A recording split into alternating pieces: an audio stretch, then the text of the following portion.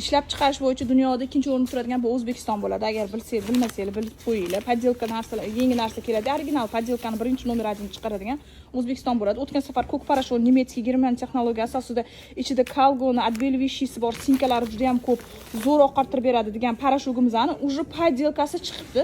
Bitta mijoz aytganda biz ishonmagan edik. Bo'lishi mumkin emas. Klientlar o'zi shunaqa deyapti deb o'yladik.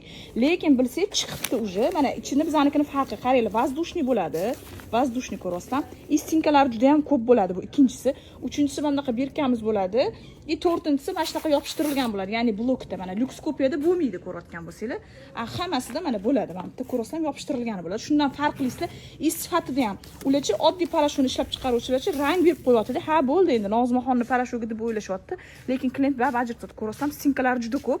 Mana bu sinkalari qizil, yashil, ko'klari bular kirsovun emas. Bilsanglar O'zbekistonda kirsovun apparatdan chiqarib rang bo'yab qo'yishadi. Adashmanglar qizlar.